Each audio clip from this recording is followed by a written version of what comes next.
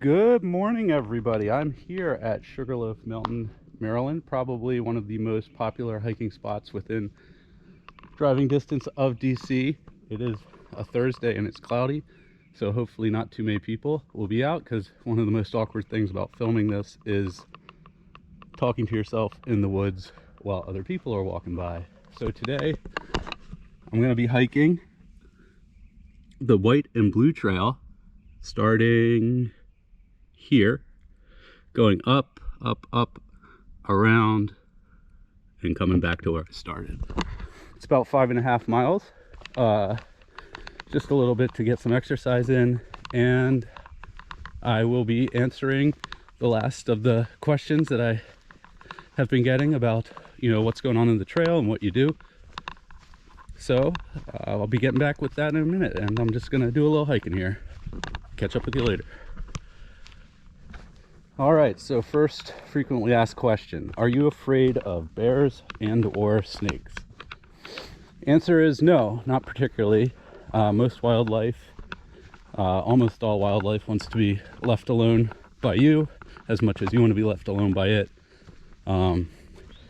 If you run across it, just stay out of its way. If you see a bear make some noise, usually they run away.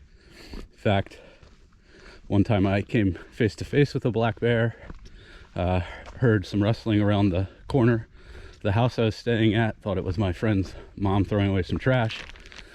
Walked around the corner, lo and behold, it was a black bear. We looked at each other with equal faces of surprise and shock, and we both ran like heck in the opposite direction. And that was basically how a bear reacted to seeing me within 3 feet, and how I reacted to seeing a bear. So question number one, bears and snakes, not worried about it. The only real animals on the trail that I am worried about, one is ticks. Ticks carry Lyme disease, which is treatable to an extent, but not, as far as I understand, something that you can just get rid of. And then if you put it in the category of animal, the second animal is other people. You never know how other people are going to be behaving, or what they're going to be doing on the trail. So just be wary of that, and I think that should be safe. All right, I'll come back in a bit with second frequently asked question. So one thing you might notice hiking this trail, if you do come up to Sugarloaf, is you have these markers periodically, and you might think, okay, so that means I've gone 2.5 miles, or I have 2.5 miles left to go. And you'll remember I said it was a 5.5 mile approximately loop. That's actually not true. These are, for some reason, done on a half-mile basis. So 2.5 on this sign is actually 1.25 miles. So if you are hiking and it's getting late and you think, okay, I've done 5 miles, I only have a half mile left, you actually have closer to 2.5 miles. So something just to be wary of. I know it confused me the first time I saw it, so I'm not sure why they did it that way. I'm sure there was some logical reason. I just don't know what it is. All right, so frequently asked question number two. We'll just follow on to number one. If you're not afraid of bears and snakes, what are some things that you are afraid of? And afraid might not be the right word, but things that I'm cognizant of, worried about, etc. The first is I was blessed by genetics with a very, very efficient cooling system, and so unfortunately that means that I sweat a lot, and I sweat regardless of if it's hot or cold, which presents two different challenges. And if it's cold and I sweat and then I stop, I get very cold because now I'm wet. And in the heat, I have to drink tons of water and make sure that I'm refreshing my electrolytes frequently because I'm losing salt quickly. I've tried to do as much as I can to prepare for that. Did some winter hiking this year to kind of come up with strategies And I found taking a break every bit, especially when I'm going up hills, has been very helpful in kind of maintaining body temperature. And in the summer, I'm just going to bring, you know, extra capacity to carry water and, you know, work my way through it as best as possible. I'm going to take a quick break because I'm going uphill here and I'm getting a little out of breath, and then I'll come back with the other couple things that, you know, I have on my mind. All right, so frequently asked question, continued things that I am cognizant of on the trail, things that worry me. The next one is injury. There's always a chance that you could get injured out on the trail, twist a knee, twist an ankle, fall down. I'm not super worried about those things, but they are a real risk. I've done as much as possible to stay in shape and hike and get used to rocky conditions like we see here. Hopefully that's enough, but the reality is you never know. Luck is what it is, and you get hurt on the first day or the last day, and I just have to be wary of it and be as safe as possible and hope that doesn't happen.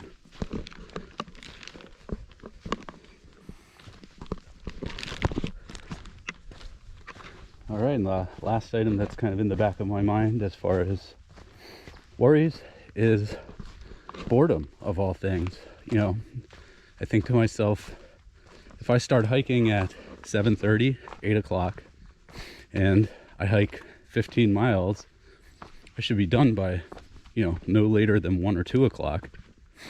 Say it takes an hour to set up my tent and things, and then I have, you know, 6 hours, 7 hours until dark to occupy myself. I'm not going to have any of the things that I would use when I'm bored at home. You know, no iPad, no computer, no TV. So what will I do? And I don't know. The answer is I'll figure it out. I think, you know, shooting videos here and editing them could be good to take up some time. I also think that after I've been out on the trail for a while, my conditioning will get a lot better. I'll probably drop a few pounds, and, you know, hiking upwards of 20 miles a day or more won't be as challenging, so I'll be able to hike more of the day and set up.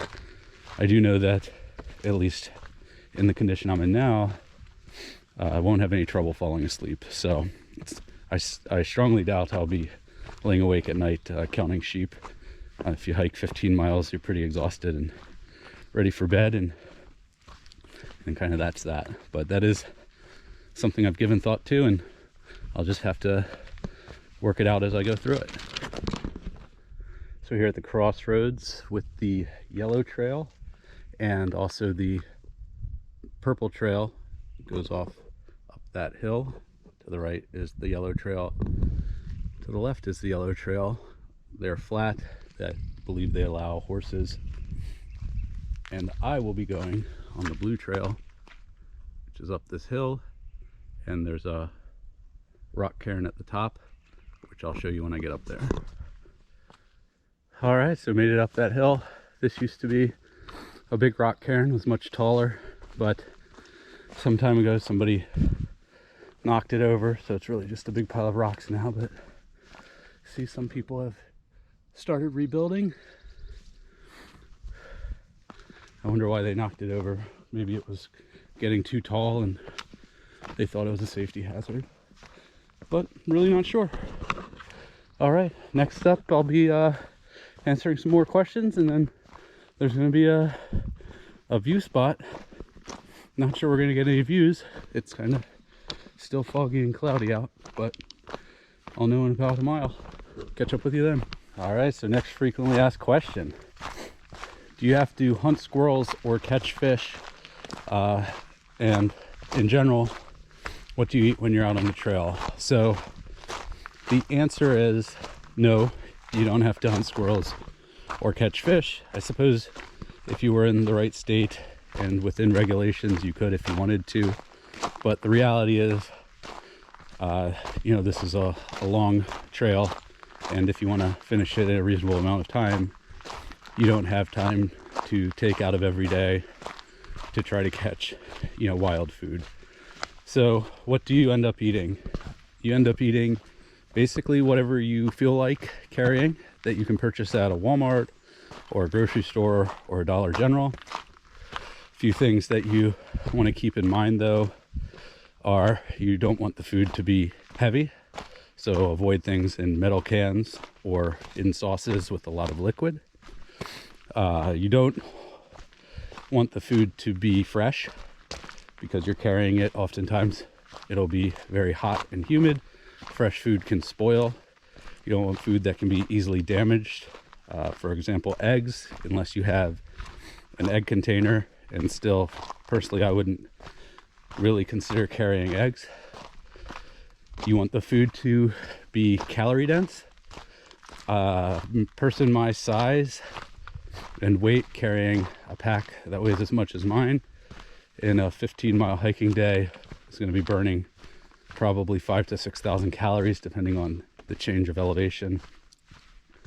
So you want to make sure that you have calorie dense foods, high calories for the amount of weight you're carrying.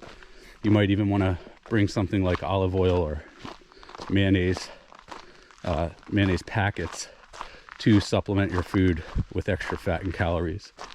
People eat all kinds of crazy concoctions, Doritos and peanut butter in a wrap, for example, or Cheetos and peanut butter.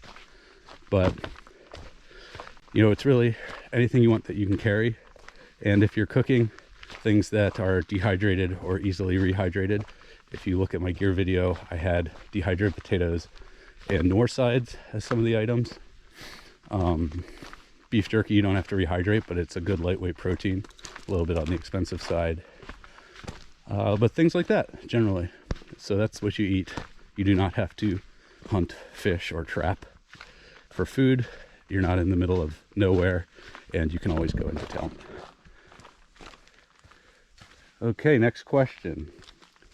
Do you need a knife or a gun for hunting and or protection? So I just answered hunting.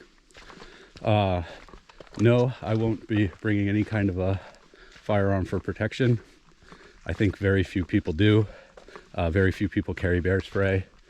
The risks really aren't very high, and the weight is just not worth it. I may carry a small knife. I have a pocket knife now. It's pretty heavy. I've been looking for a lighter one. A lot of people don't carry knives either. And even if I do carry a knife, it won't be for protection. It'll be, for a tool so I can cut rope, that sort of thing.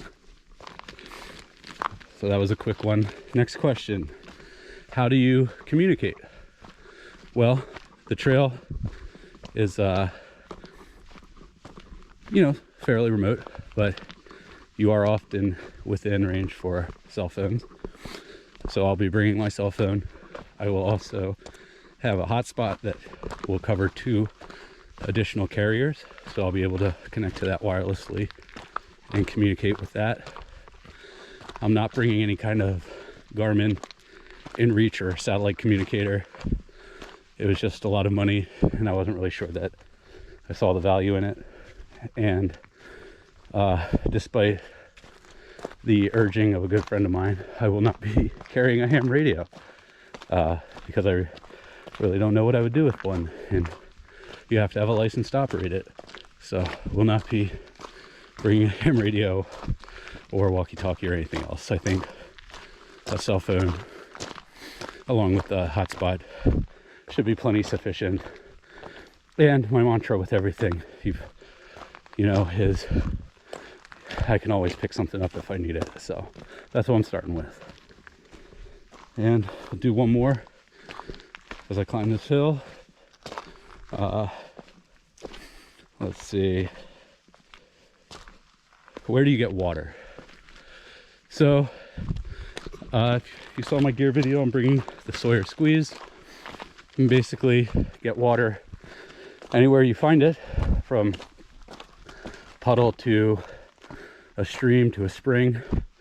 In Maryland, there's a lot of spigots coming off of wells. So you just fill right up from there. You don't even have to filter it. A couple things to be mindful of. If you're near a farm or a road, I don't believe the Sawyer filter will filter out all of the kind of pollutants that can run off there. So try to be a little further away.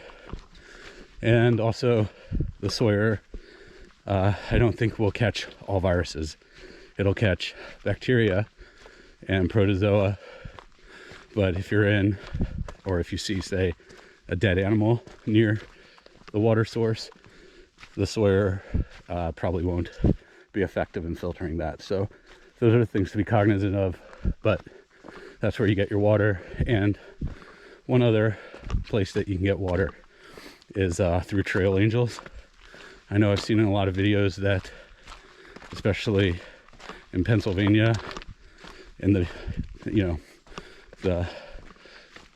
the middle of summer, the water sources will dry up or become intermittent, and trail angels will leave big caches of water at, you know, trailheads, places like that. You know, we're talking 100 1-gallon jugs, and they fill them up and leave them there.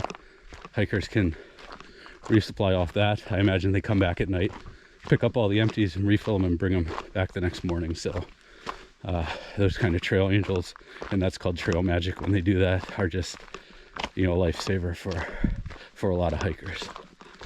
All right, I'll come back in a bit with the last few questions. All right, I'm back. Let's do some rapid fire questions. Are you in shape for this?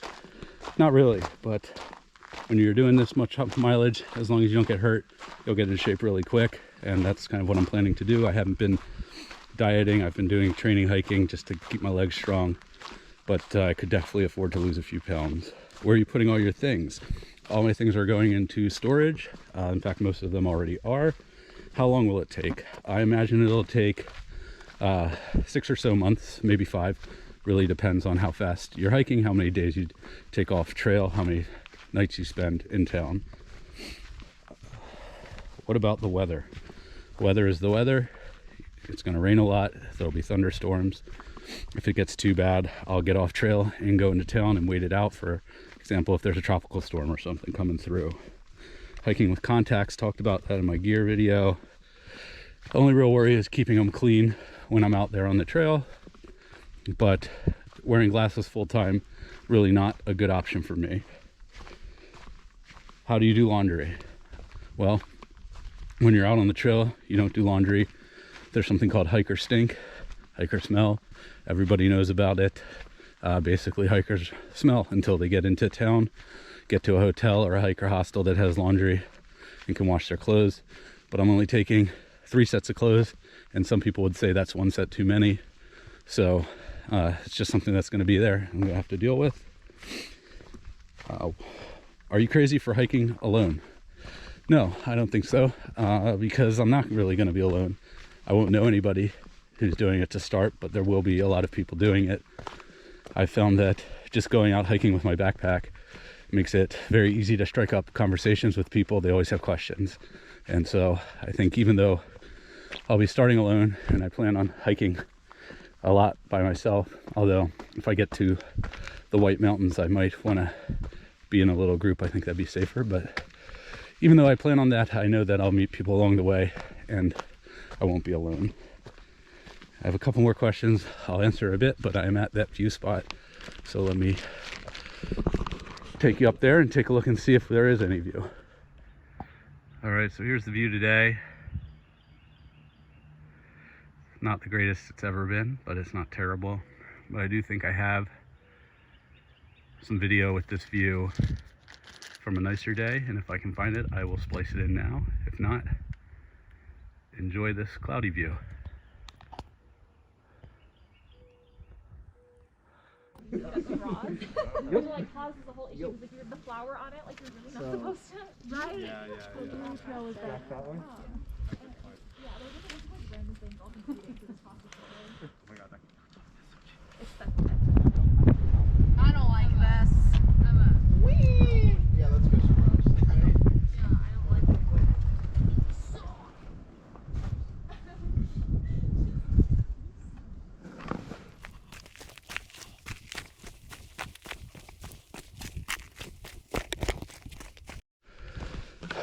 right, just two more frequently asked questions, and one of them's not even really frequently asked. I'm just going to answer it anyway. So first is, do you have a trail name? No, not really officially. I had a few ideas in mind, and then my friend started on her own without even knowing about trail names, calling me a nomad over and over, and I thought maybe that would stick, but nothing official yet. And so I guess I should clarify, a trail name is basically your hiker nickname. So people don't necessarily go by their actual names. Some people do, but you don't have to. And they'll go by a trail name, and you can make it up yourself. I think a lot of people like to be given their trail name by other hikers. For example, I was doing a training hike 2 weekends ago or last week, and I came across another hiker. She asked what my trail name was. I told her it could be Nomad, and I asked about her. She said she also didn't have one yet, but her brother suggested it should be Tent Poles, because on the very first night she discovered that she had forgotten her tent poles, and her brother had to loan her his tent and take her tent back with him, and presumably they'll find some way to swap them out later. So that's the answer about trail name. And then the final question, which nobody's really asked, but I'll answer anyway, is where does the name Red Flannel Hiking Club come from? It actually started kind of as a joke. I think I wore a red flannel shirt to work one day, and two of the girls I work with were saying, "Oh, we have that same shirt." So as a gag, we all decided to wear the same red flannel shirt and blue jeans outfit to work, and then throughout the day we would meet up at random places, reception or in the kitchen, and have a chat. People would walk by and go, "Oh my God, did you coordinate this?" And we'd all play it off like, no, it's just coincidence. And then we eventually told people the truth, and then they said, "Oh my God, that's so fun, we want to do it." And I said, "Yeah, it's the Red Flannel Shirt Club, anybody can join." And so that's kind of the origin. And then obviously what happened is the three of us who did the Red Flannel Shirt Club originally all got together one day and went hiking. I said, now we're going to have to call it the Red Flannel Hiking Club. And so that's what we did. So I got that YouTube channel, and I thought, that's a great name. And, maybe if my nephews or my friends want to get in on hiking and start hiking, they can always have a little fun with it and say that they're part of the Red Flannel Hiking Club too. It's open to any and all new members, and there's no fee. So I just thought that'd be a fun name for the channel, and maybe a way in the future to kind of get other people involved in hiking and find a way to inspire them to get out there and enjoy it as much as I do. So that's really the story behind it. And if nobody ever does, and I'm the only member, or the three original members are the only members, that's okay too. All right, I think that's all the questions that I had planned to answer. So if anybody else has any and you want to ask, feel free to drop me a message and ask, and I can answer it for you. All right, there's a couple more spots I'll probably stop and show you along this hike. One is where we cross the road and it gets a little confusing, and then there's an old Civil War fort towards the end that I'll stop and show you. So when we get there, I'll be back. All right, bye-bye. All right, so the blue trail comes out of the woods there. This is Mount Ephraim Road, and you have to travel along the road for a bit. And I see a lot of people, or I have in the past seen a lot of people who get up to this bend in the road going either direction and kind of looking around, not sure where to go. So this bend, if we had taken a left on the yellow trail where I showed you before, we would come up to this junction here, and we come around the bend, and we're still on the blue trail. Actually, we're on the blue and the yellow trail right now. And we come up to this little hill, And then right up there, I don't know if you can see it on the video, but it's about 100 feet or 50 feet in front of me. The trail, the blue trail goes off to the left, and that's where the continuation goes. So a lot of people I see doing this, they get a little confused at this juncture. That's how you navigate it. This is just a quick example of where you might get water. So there's a spring coming out from under that tree. Just goes down here. There's a little pool. You could dip your water bottle right in there, fill it up, and then filter it, and you're good to go. So fun fact, even though it's free admission with a suggested $5 donation, Sugarloaf Mountain is actually privately held by a company called Stronghold. And I used to think that name was because of this little stone fortress at the top, which I think was a Civil War lookout. But as it turns out, it's actually named after the guy who consolidated all the land. His last name was Strong. So Stronghold was short for Strong Holdings. So it has nothing to do with that fort. Although I imagine he was probably aware of the double entendre when he came up with the name.